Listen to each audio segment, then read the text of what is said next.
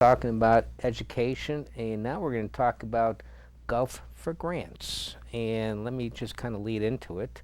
How did this all come about with golfing, grants, and education? Okay, let's coalesce it all, right? So, Yeah. what happened was when my friend and classmate Bobby Bennett became principal of our alma mater, uh, maybe 4 or 5 years ago, which to me is like a Twilight Zone moment. You're looking around for Rod Serling. It's like walking down your own halls of your old high school. I mean, who would have thought that you would one day be principal? And I don't think Bob would have thought of it. I think he's as surprised as anybody that he became principal. But what I wanted to do was support what he was doing. And I think the numbers bear out the success that he's had during his tenure at Middlesboro High School. And I want to make one statement about Golf for Grants. It's K through 12. Okay. It's any teacher, any educator in the entire Middlesboro Independent School System can apply for a grant. Middlesboro Independent School starting next year.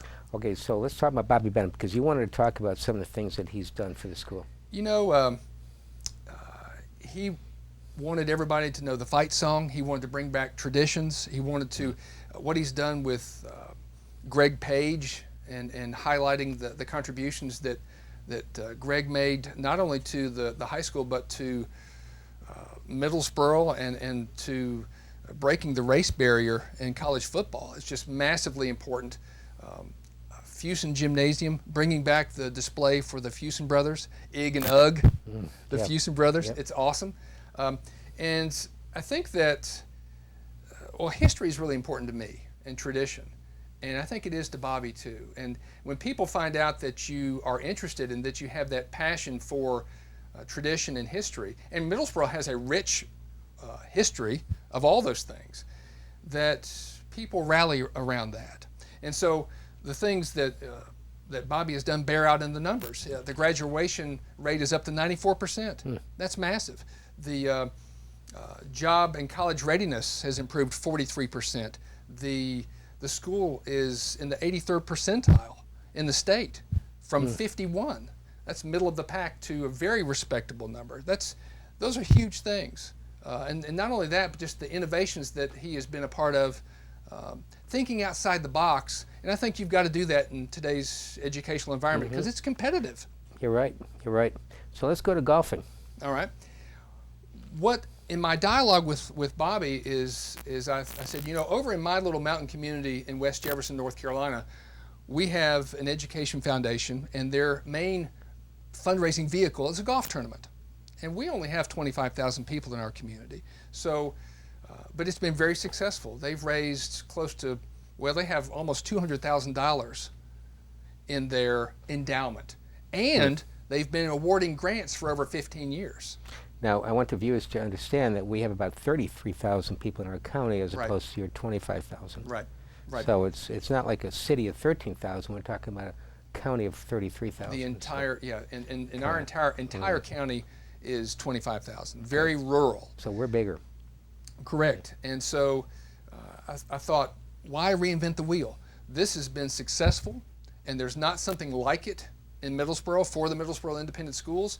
And so what I did was I canvassed a lot of my network on social media and just my friends and the Alumni Association. And this has been about a 2-year process, and just floating the idea. And it was met with resounding, I'm in, count me in, whatever you need, I'll do it. I'm like, well, here we go. And so, and for anybody out there who's an entrepreneur, to be able to create something from nothing is kind of magical. And that's what this is. We've created something from nothing, and it's already a success. We're past my goal. My original goal was to have 9 hole sponsors by the end of March. I think we'll have all 18, and that's half our field. A hole sponsor gets 4 player slots, and we're looking for a morning flight and an afternoon flight of 72 golfers each. So it's already a success in year 1. And so, you know, what's that saying? Nothing succeeds like success. here we go. There you go. And you started this program in North Carolina when? I did not start it personally. But it I was believe it was 15, 16, 17 years ago. So it's been going for quite a while then. It's got a track record of success, and they're doing an excellent job. And like I said, there's no need to reinvent the wheel. It's successful there. Okay. Let's apply that model here. I agree. I don't reinvent the wheel if you know something's successful. No. You know, especially that's altruistic and something that's going to help the kids. I mean, the kids, let's face it, that's what we're here for, is the kids.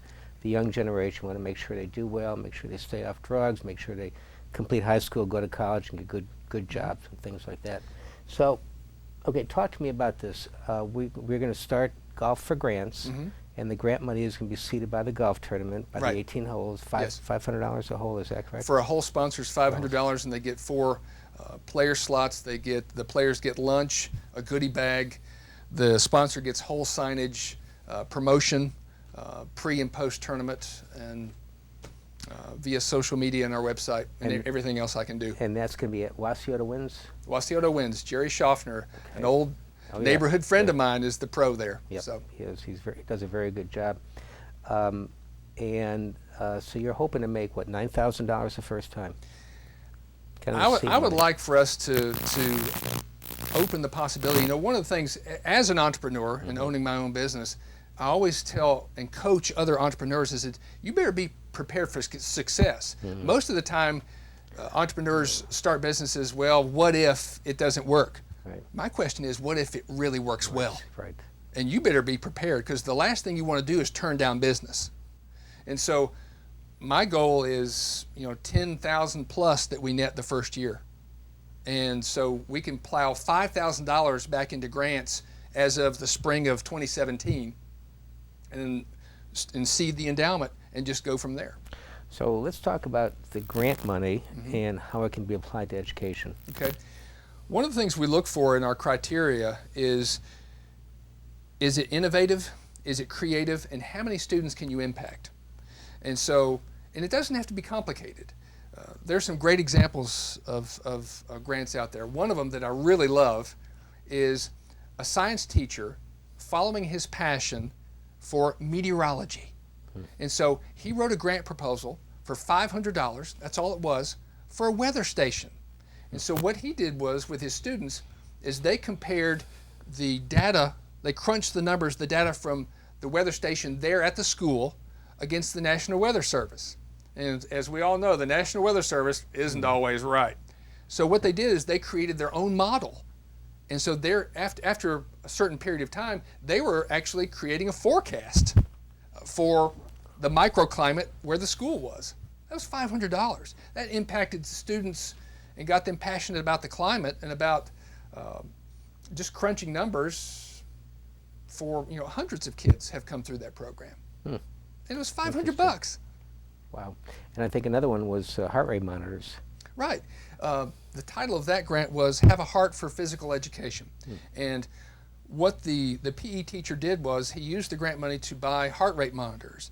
And it's not just some random game of kickball that they would play. They would do some physical activity and then check their pulse, check their heart rate. And for all you parents out there, I think of, what was it like when you first heard your child's heartbeat? It sort of gave you goosebumps, right?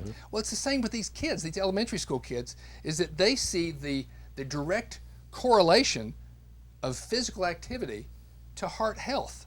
And so that is something that lays a foundation for them being physically active for a lifetime. Right. And that's extremely important. The other part that you might be catching on here too is the ability to write a grant. Absolutely. Because that's really big. I mean, that's a career in itself. And it doesn't have to be complicated. There are certain hoops to jump through, and we all understand that. But another one that I'm thinking of was that we did a lot at the alternative school was service learning, because let's face it, during the teenage years, a lot of times they become self-centered. It's a lot about themselves, right. And we want to get them out of that thinking that there's a bigger world out there. Right. And so one of the grants was to buy fabric to make blankets. And these blankets, they developed this partnership with a children's shelter in Seattle, Washington. And they made blankets, wow. measure twice, cut once, They made blankets for these kids in Right. Seattle. Right. And so it created this not only thinking outside of themselves, but this altruistic benefit to people their own age. I think that was fantastic. Scott, we have less than 2 minutes left, and Time has flown. I know it has. It's very interesting. I could talk to you for an hour nonstop because you're a very interesting guy. You come up with great ideas, and I really appreciate you coming to Middlesbrough. So there's still holes available, and if Yes. they're interested, how do they contact you? They can contact me. You can easily do it through the Facebook page, Golf, the number 4, Grants. And this is open to anybody. And Golf for Grants is not some national organization. Right. It's just something that I came up with. It sounds like it's sort of corporate, but it's Middlesbrough. This is homegrown. This is organic Middlesbrough here. And so the local contact at the central office is Sherry Hoskins, and that's 242-8800. Wow, fantastic. I hope you get a lot of people. I hope this is very successful. It already is. And the golf date is going to be when? Friday, June 10th at Wasigoto Winds. And so far, the folks that we have on board right now are Home Federal Bank. Shout out to Alex Cook, First State Financial, Pat and Baylor Fulton. We've got Jolly Slominski Law Office in Virginia, class of 82. And we've got Vaughn and Melton on, Southeast Community College. And a couple vendors who are doing the renovations at the high school. So we're off and running. Oh, excellent, man. I hope it's very successful. I'd love to have you back on the show sometime. Love it. I would love to do I mean, the time passes by really, really fast. You're very passionate in what you do. You made me an educator. I mean, you make me want to go back and do education. Let's do it. I'll do it, definitely. We'll be right back. And thank you, Scott, for coming on, and we'll be right back My to pleasure. wrap it up.